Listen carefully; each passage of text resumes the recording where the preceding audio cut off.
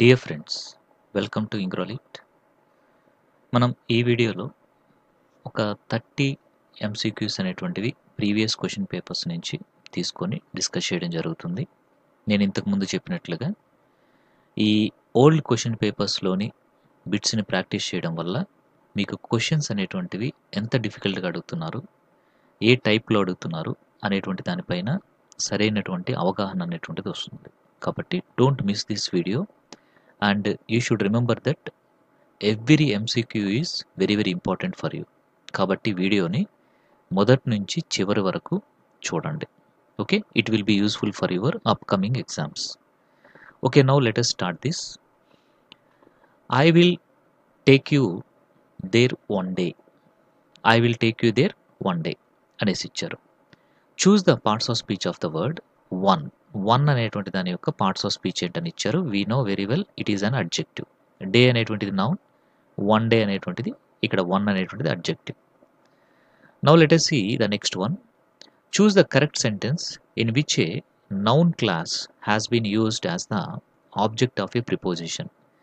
అంటే ప్రిపోజిషన్ తర్వాత object of a preposition లాగా వచ్చినటువంటి నౌన్ క్లాస్ ఏది అనేసి అడిగారు. My teacher laughed at what the boys were doing. ఇక్కడ what the boys were doing అనేటువంటిది ఒక నౌన్ క్లాస్ అనమాట. అది మనకు ఎలా వచ్చింది అంటే ఒక ఆబ్జెక్ట్ లాగా వచ్చింది, ప్రిపోజిషన్ తర్వాత వచ్చింది. అది కూడా ఎట్ అనేటువంటి ప్రిపోజిషన్ తర్వాత వచ్చింది. ఇలాంటి సిచ్యువేషన్ మనం ఏమంటామంటే a noun clause has been used as the object of a preposition అనేసి అంటాము. So the correct answer is second one అనమాట. This kind of situation you could not see in the remaining options. కాబట్టి గుర్తుపెట్టుకోండి, noun clause అనేటువంటిది ఒక preposition తర్వాత object లాగా use చేయబడితే దాన్నే మనం ఏ noun class which was used like object of a preposition అనేసి అంటాం. అలాగే now let us see the next one. As soon as I heard the news, I left the place. ఈ sentence అనేటువంటి దాంట్లో ఏముంది అనేసి ఇచ్చారు. ఓకే, ఇక్కడ as soon as I heard the news, I left the place అనేసి ఇచ్చారు. ఇదేంటి అంటే an adverbial clause of time అనమాట. అది గుర్తుపెట్టుకోవాలి. అలాగే next one, the present perfect tense is used. Present perfect tense అనేటువంటిది ఏ సిచ్యువేషన్లో యూజ్ చేస్తాము, దాని రూల్ ఏంటి అనేసి ఇచ్చారు. చూసారు కదా, రూల్స్ కూడా అడుగుతున్నారు అనమాట. కాబట్టి you should know the concept in a depth. Okay, in డెప్త్గా మీరు ఎప్పుడైతే కాన్సెప్ట్ని నేర్చుకుంటారో క్వశ్చన్ అనేది ఎలా వచ్చినా మీరు రాయగలుగుతారు అనమాట. సో ఇక్కడ చూడండి, ప్రెజెంట్ పర్ఫెక్ట్ అనేది ఎప్పుడు యూజ్ చేస్తాము అంటే to denote a completed action which is connected through its results with the present moment. So ఇది మనం గుర్తుపెట్టుకోవాలి. ఓకేనా, అది. సో ప్రెజెంట్ పర్ఫెక్ట్ టెన్స్ యొక్క యూసేజ్ అనేటువంటిది ఈ విధంగా ఉంటుంది. అలాగే నెక్స్ట్ వన్ చూద్దాము. If I dash so busy, I dash to the station with you. If I weren't so busy, I would go to the station with you. The second one is the correct one అనమాట. ఓకేనా, అది. Next one చూద్దాము, 76th one. Choose the linker among the following that indicates result. రిజల్ట్ని indicate చేసేటువంటి linker ఏది? Consequently. ఓకేనా, గుర్తుపెట్టుకోండి, ఈ లింకర్స్ అనేటువంటిది చాలా చాలా ఇంపార్టెంట్ అండి. ఏ లింకర్ ఎలాంటి మీనింగ్ ఇస్తుంది అనేటువంటిది కూడా మనం తెలిసిపెట్టుకోవాలి. ఓకేనా, అది. నెక్స్ట్ వచ్చేసి choose the correct sentence with regards to the use of the article the. The అనేటువంటిది యూజ్ చేయబడినటువంటి కరెక్ట్ అయినటువంటి సెంటెన్స్ ఏది అనేసి ఇచ్చారు. ఇక్కడ చూడండి, I don't know the way to your house. This is the correct sentence అనమాట. మరొకటి చూద్దాం మిగతావి. గోల్డ్ అని ఇచ్చారు, దీని ముందు మెటీరియల్ కాబట్టి దీని ముందు మనం ద అనేది యూజ్ చేయకూడదు. అలాగే విజ్డమ్ అనేటువంటిది అబ్స్ట్రాక్ట్ నౌన్ కాబట్టి దాని ముందు కూడా మనం ద అనేది యూజ్ చేయకూడదు. అలాగే he is the Shakespeare of the India, ఇది ఒక ప్రాపర్ నౌన్ కాబట్టి ఇండియా అనేది దాని ముందు కూడా ద యూజ్ చేయకూడదు. ఇక్కడ యూజ్ చేయొచ్చండి. This is one exceptional case. Already I have discussed regarding this in our classes. Once you have to watch our articles అనేటువంటి టాపిక్ని చూస్తే మీకు ఇది క్లియర్గా అర్థమైపోతుంది. అంటే కంపారిజన్ లాగా మనం చెప్తున్నప్పుడు ఇలా చెప్పుకోవచ్చు. He is the Shakespeare of India, అలాగే he is the Bhima of America, ఇట్లా కూడా చెప్పుకోవచ్చు అనమాట. అలాగా. సో ఇక్కడ దా అనేటువంటి దాన్ని కరెక్ట్గా యూజ్ చేసింది థర్డ్ వన్లో మాత్రమే. కాబట్టి this is the correct one. Okay, now let us see the 78th one. To indicate parenthetically some hesitation in making a statement, we use a dash. Dash అనేటువంటిది మనం యూజ్ చేస్తాం ఎప్పుడు అంటే ఒక హెజిటేషన్ అనేటువంటిది మనం చూపించేటానికి ఒక స్టేట్మెంట్లో మనం ఈ డాష్ అనేటువంటి దాన్ని యూజ్ చేస్తాము. అలాగే there are 2 M's in the word inflammable. So inflammable అనేటువంటి దాంట్లో 2 M's అనేటువంటివి ఉన్నాయి. In the above sentence the apostrophe is used to indicate. ఇక్కడ 2 M's అనేటువంటి దానిపైన అపాస్ట్రఫీ అనేటువంటిది ఇచ్చారు. దీని యొక్క ఇండికేషన్ ఏంటి అనేసి అంటే plurals of letters of the alphabet. ఆ విధంగా ఇస్తే plurals of the letters of the alphabet. Alphabet యొక్క అంటే ఇప్పుడు మనకి ఆల్ఫాబెట్లో డిఫరెంట్ లెటర్స్ ఉంటాయి కదా, వాటి ప్లూరల్స్ని మనం రాసేటప్పుడు ఈ విధంగా రాయాలన్నమాట. చూడండి ఎంత డెప్త్గా ఉండేటువంటి క్వశ్చన్ ఇచ్చింది ఇక్కడ మీకు. జనరల్గా ప్లూరల్కి మనం ఏం చేస్తాము, దాని పక్కన వెంటనే ఎస్ అనేది యాడ్ చేస్తుంటాము. కానీ ఇక్కడ ఏంటి అంటే ప్లూరల్ ఆల్ఫాబెట్లో ఉండేటువంటి లెటర్ని నువ్వు ప్లూరల్గా రాయాలి అంటే ఇలాగ దానిపైన అపాస్ట్రఫీ అనేది ఇవ్వాలి. How deep and in depth bit ఇది చూడండి. అసలు నిజంగా మైండ్ బ్లోయింగ్ బిట్ అనేది అనేసి చెప్పచ్చు మనం. ఇలాంటివి గుర్తుపెట్టుకోండి. ఇలాంటివి ప్రీవియస్ పేపర్స్ చదువుతున్నప్పుడే మీకు వస్తాయన్నమాట. This is the good bit. ఇప్పుడు ఇంకోటి చూద్దాము. The diary should preferably be written. Diary అనేటువంటిది ఎప్పుడు రాయాలి, ఎవరు రాయాలి? In the first person singular. అంటే మనము ఫస్ట్ పర్సన్ సింగులర్లో అంటే ఏంటి, ఐ అనేటువంటి దాంతో రాస్తామన్నమాట. ఐ, మీ ఇలాంటివి యూజ్ చేస్తూ మనం రాయడం జరుగుతుంది. అలాగే the dramatic high point in a story is called. So డ్రమటిక్గా హై పాయింట్ ఎక్కడుంటుంది, క్లైమాక్స్లోనే ఉంటుంది మనకి. అది. Next in a dictionary the meaning of the word is called. డిక్షనరీలో వర్డ్ యొక్క మీనింగ్ని ఏమని పిలుస్తాము, డెఫినిషన్ అనేసి పిలుస్తాం అనమాట. ఓకేనా, గుర్తుపెట్టుకోండి. సో డిక్షనరీలో మీనింగ్ ఆఫ్ ద వర్డ్ని మనం ఏమని పిలుస్తాము అంటే డెఫినిషన్ అనేసి పిలుస్తాము. అలాగే ఇప్పుడు ఫొనెటిక్ ట్రాన్స్క్రిప్షన్ చూడండి, ఇక్కడ ఇచ్చారు. దేనికి అంటే checkmate. Checkmate, checkmate అనేసి పలకాలి దీన్ని. దీనికి కరెక్ట్గా ఇచ్చింది third one, checkmate. Checkmate. ఓకేనా, అది. నెక్స్ట్ వచ్చేసి choose the correct statement regarding to diphthongs. Monophthongs, diphthongs ఇలా ఉంటాయి కదా. సో డిప్థాంగ్స్కి సంబంధించినటువంటి కరెక్ట్ స్టేట్మెంట్ ఏది అనేసి ఇచ్చారు. ఇక్కడ మనం చూస్తే diphthongs are vowels with glides in them. Diphthongs అనేటువంటి వాటిలో గ్లైడ్స్ అనేటువంటివి ఉండేటువంటి ఓవల్స్ అవి. ఓకేనా, అది. So diphthongs are pure vowels అన్నారు, wrong. Diphthongs never occupy 1 syllable each అన్నారు, wrong. All diphthongs are monophthongs అన్నారు, ఇది కూడా రాంగ్.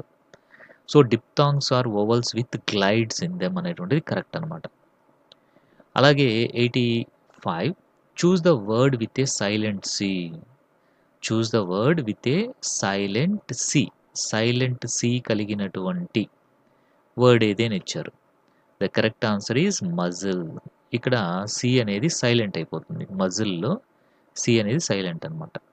మిగతా వాటిల్లో సి అనేది ప్రొనౌన్స్ అవుతుంది చూడండి. కోకో, క్యాచ్, మ్యూజిక్, క్ ఇలాగ కా అనేది మిగతా వాటిలో ప్రొనౌన్స్ అవుతుంది. సి మాత్రము ఈ మజిల్ అనే దాంట్లో ప్రొనౌన్స్ కావడం లేదు. నెక్స్ట్ వన్ చూద్దాము. A box of sweets dash a perfect gift to her for her అనేసి ఇచ్చారు. ఇక్కడ ఈ ఫిల్ ఇన్ ద బ్లాంక్స్ అనమాట ఇది. ఇక్కడ సూటబుల్‌గా ఉండేటువంటిది రాయాలి. ఏ బాక్స్ ఆఫ్ స్వీట్స్. స్వీట్స్ అనగానే ప్లూరల్ అనుకుంటారు. కానీ ఇక్కడ ఏమి ఇచ్చారు? ఏ బాక్స్, ఒక బాక్స్ ఆఫ్ స్వీట్స్ అన్నారు. కాబట్టి మనం సింగులర్‌గా తీసుకోవాలి దీన్ని. కాబట్టి ఈజ్ అనేటువంటిది కరెక్ట్ ఆన్సర్ అవుతుంది. A box of sweets is a perfect gift for her. చూసారా? ఇలా ఉంటాయన్నమాట బిట్స్. అలాగే నెక్స్ట్ వన్ చూడండి. Choose the grammatically correct sentence. ఇక్కడ 6 litres of milk is in the refrigerator. This is the correct one. ఎందుకంటే ఈ 6 litres అనేటువంటి దాన్ని మనం ఒకే ఒక క్వాంటిటీగా తీసుకుంటున్నాము. కాబట్టి ఈజ్ అనేది వస్తుందన్నమాట. ఓకే. ఇక్కడ చూడండి దేర్ ఈజ్ మెనీ బుక్స్ అన్నారు. ఏం రావాలి ఇక్కడ? దేర్ ఆర్ మెనీ బుక్స్ అని రావాలి. అలాగే one of my best friends is అనేది రావాలి ఇక్కడ. One of my best friends one అని వచ్చింది కాబట్టి ఇక్కడ ఈజ్ అనేది రావాలి. అలాగే ఏ మ్యాన్ ఫ్రమ్ ట్విన్ సిటీస్ ఇక్కడ ఈజ్ అనేది రావాలి. ఓకే. ఏ మ్యాన్ కదా కాబట్టి ఈజ్ అనేది రావాలి. మరి ఇక్కడ అంతా కూడా రాంగ్స్ ఇచ్చేసారు. కాబట్టి 6 litres of milk is in the refrigerator అనేది గ్రామటికల్లీ కరెక్ట్ సెంటెన్స్ అనమాట. Now let us see the next one. Pindar's odes were written. మనకి ఓట్స్‌లో పిండార్ యొక్క ఓట్స్ అనేసి ఉంటాయన్నమాట.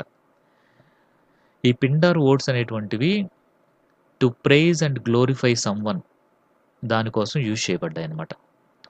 అలాగే నెక్స్ట్ వన్ చూస్తే the importance of being earnest అనేటువంటిది దేనికి ఎగ్జాంపుల్ అంటే it is an example for Victorian farce.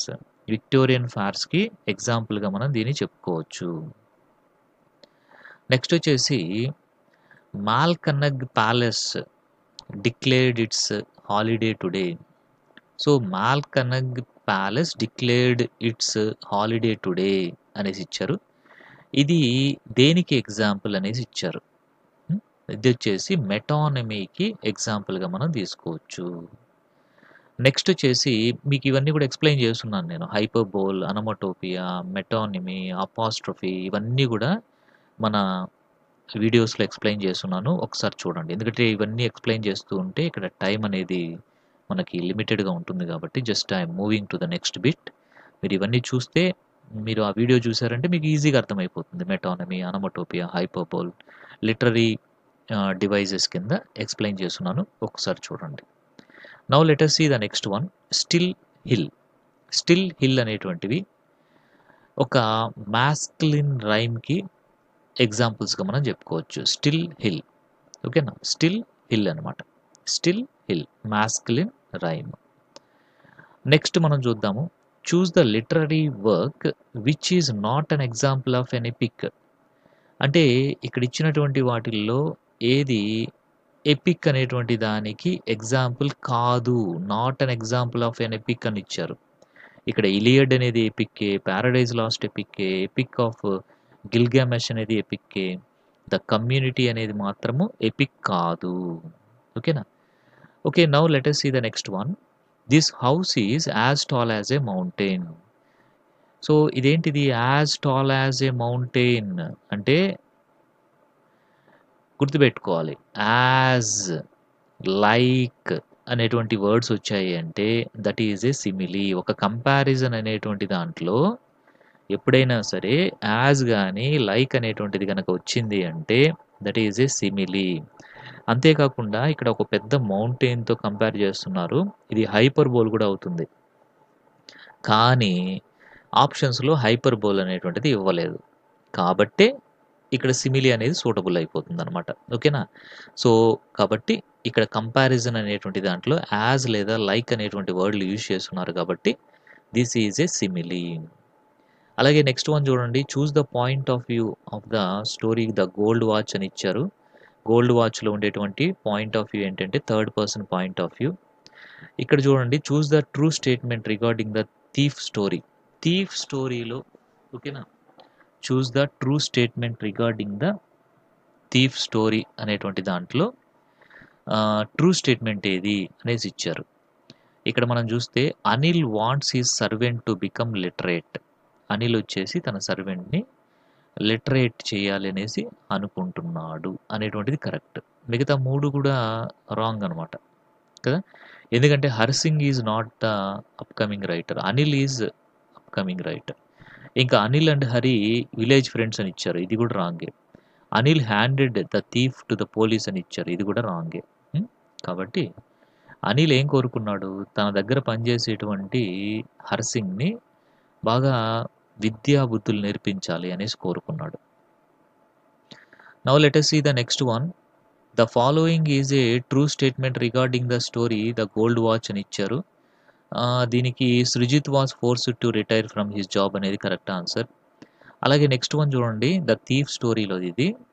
Harsingh in the thief story wanted to be literate so that Harsingh వచ్చేసి ఈ థీఫ్ స్టోరీలో తను చదువుకోవాలి అని డిసైడ్ అయ్యాడు ఫైనల్గా. ఎందుకు అంటే ఇక్కడ ఇది రాంగ్ ఇచ్చారండి. He could become more cunning cheat అనేసి. This one is wrong they gave. But యాక్చువల్గా తను ఇంకా కన్నింగ్గా అయ్యేదానికోసము నేర్చుకుంటున్నాడు అనేసి చెప్పారు. బట్ యాక్చువల్గా తను ఫైనల్గా ఎందుకు డిసైడ్ అవుతాడు అంటే తను మంచిగా జాబ్ చేసుకుంటూ ఒక మంచి లైఫ్ని లీడ్ చేయాలనేసి అనుకుంటాడు. అంటే ఇక్కడ ఏంటంటే వీళ్ళ పాయింట్ ఆఫ్ వ్యూ ఏంటంటే స్టార్టింగ్లో అనేసి అది did not mention here.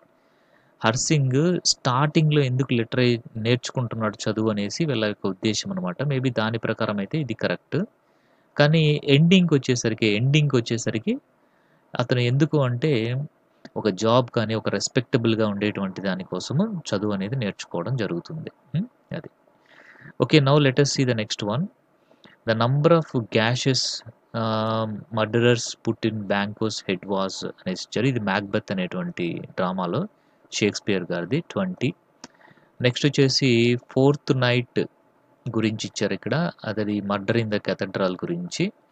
So Thomas Beckett యొక్క డెత్లో ఫోర్త్ నైట్ ఓకే కాజ్ ఏంటి అంటే సూసైడ్ అనేసి చెప్తారు. నెక్స్ట్ వచ్చేసి ద పర్సన్ హూ మీట్స్, ఇది కూడా మ్యాక్బెత్కి సంబంధించినటువంటిది. మ్యాక్బెత్లోది Ross. The person who meets up with Macduff and Malcolm while they are in England అనేటువంటి దానికి ఆన్సర్ వచ్చేసి రాస్ అనేసి వస్తుంది. అలాగే the priest compare the nights to, ఇది కూడా మర్డర్ ఇన్ ద కెథడ్రల్ అనేటువంటి డ్రామాలోది. దీనికి బీస్ అనేసి చెప్పచ్చు మనం. ఇక్కడ చూడండి స్వామి ద ఫ్రెండ్స్ అనేటివి ఇచ్చారు కదా, ఇది మీకు మీ యొక్క సిలబస్లో ఉండేది. For Swami a holiday means, Swami and friends అనేటువంటి నావల్లో స్వామి అండ్ యొక్క దృష్టిలో హాలిడే అంటే ప్లేయింగ్ రోమింగ్ విత్ ఫ్రెండ్స్ అనమాట, అంతే. అలాగే నెక్స్ట్ వచ్చేసి ఇక్కడ ప్రైడ్ అండ్ ప్రెజ్యూడిస్ ఇచ్చారు. Bingley does not visit Jane while she is in London because అనేసి ఇచ్చారు. He does not know that she is there అనేసి కరెక్ట్ ఆన్సర్. నెక్స్ట్ మళ్ళీ స్వామి అండ్ ఫ్రెండ్స్లో ఇచ్చారు చూడండి. Swami and Friends the head master teaches the following subject. Head master a సబ్జెక్ట్ని teach చేస్తాడు? స్వామి and ఫ్రెండ్స్లో అర్థమెటిక్ని టీచ్ చేస్తారు. ఓకేనా. నెక్స్ట్ ప్రైడ్ అండ్ ప్రెజ్యూడిస్లో after finding out Lydia's elopement Elizabeth runs to Darcy. Next of truth అనేటువంటి దాంట్లో Bacon's overall projection is known as the great renewal. Next RW Emerson conformity turns one's life into a lie. Next వచ్చేసి of ట్రూత్కి సంబంధించి the idols related to language and human interactions are idols of the market place. ఇవంతా కూడా పాత syllabus అండి. Next వచ్చేసి to forbid people from shaking hands, ఇది కొత్త సిలబస్లో కూడా ఉంది మనకి. So AG Gardner suggested that to forbid people from shaking hands, AG Gardner suggested that a heavy penalty should be imposed. అది. నెక్స్ట్ వచ్చేసి is it the sword. Okay, is it the sword, ask the dust అంటే nations strength అనేసి ఉంటుంది కదా ఆ పోయంలోది ఇది. So ask the dust of empires past away అనేసి ఇచ్చారు కదా. ఇక్కడ ద స్వార్డ్ అంటే ఏంటంటే పవర్ అనమాట. ఇట్లాంటివి గుర్తుపెట్టుకోవాలి. అలాగే నెక్స్ట్ పాలంక్విన్ బేరర్స్ పోయంలో ఇచ్చారు. Choose the word that does not denote the movement basing on the poem. So a word ఇక్కడ పొయంలో అసలు మెన్షన్ చేయలేదు మూమెంట్ గురించి అనేసి అనమాట. హ్యాంగ్స్ అనేటువంటి వర్డ్ని పొయంలో మెన్షన్ చేయలేదు. స్వేస్ అనేది మెన్షన్ చేశారు, స్కిమ్స్ అనేది మెన్షన్ చేశారు, ఫ్లోట్స్ అనేది కూడా మెన్షన్ చేశారు, కానీ హ్యాంగ్స్ అనేది మెన్షన్ చేయలేదు. అది నెక్స్ట్ వచ్చేసి in the poem the road not taken. Road not taken అనేటువంటి పొయంలో Robert Frost used the image of 2 diverging roads to symbolise life's choices. అంటే రెండు రోడ్లుగా ఒక రోడ్డు చీలిపోతుంది కదా, డైవర్జ్ అవుతుంది కదా, దాన్ని దేనికి సింబలైజ్గా యూజ్ చేశారు అంటే మన యొక్క జీవితాల్లో వచ్చేటువంటి చాయిసెస్ గురించి. అలాగే in the poem the telephone conversation the land lady is initially described as being of telephone conversation అనేటువంటి దాంట్లో ఆ ల్యాండ్ లేడీ ఇనిషియల్గా ఎలా డిస్క్రైబ్ చేయబడింది, గుడ్ బ్రీడింగ్. ఓకే, నెక్స్ట్ వచ్చేసి choose the sentence that is in the positive degree అనేసి ఇచ్చారు. ఇక్కడ ఇచ్చినటువంటి వాటిలో పాజిటివ్ డిగ్రీలో ఉండేటువంటి సెంటెన్స్ ఏది అంటే no other city in India is so big as Mumbai. ఇక్కడ ఒక ప్యాసేజ్ ఇచ్చారండి. ఈ ప్యాసేజ్ని మీరు చదవండి, చదివి better try to answer it. But ఇక్కడైతే నేను ఆన్సర్ చెప్పేస్తున్నాను. The poor farmers took up indigo cultivation because they were forced to do so. అలాగే British settlers bought land in order to cultivate indigo. The next one is indigo export was profitable for the British settlers because they had no competitors. అలాగే next one వచ్చేసి our world has a heritage of culture means an inherited cultural tradition. Next వచ్చేసి the less active and important people in the passage are the common people. ఈ విధంగా చెప్పారు. Next ఇంకొక passage ఇచ్చి this passage is about అనేసి ఇచ్చారు, the lack of cultural awareness. ఇక్కడ వరకు మనము కంప్లీట్ చేసుకుందాము ఈ వీడియోలో. నెక్స్ట్ మెథడాలజీ బిట్స్ ఉన్నాయి, అవి నెక్స్ట్ వీడియోలో చూద్దాం మనం. ఓకేనా? అది మీకైతే ఇక్కడ ఇచ్చినటువంటి బిట్స్ అన్నీ కూడా చాలా చాలా యూస్ఫుల్ అవుతాయి, because those are the bits we have discussed from our previous question paper. అది ఇవన్నీ కూడా ఎస్ఏ ఇంగ్లీష్ కంటెంట్లో ఉన్నటువంటి క్వశ్చన్ పేపర్లోని బిట్స్ అండి. ఇవన్నీ కూడా మీకు అందరికీ కూడా ఉపయోగపడతాయి. చక్కగా చూడండి, వీటన్నిటిని కూడా అర్థం చేసుకోండి. ఓకేనా? Thank you very much.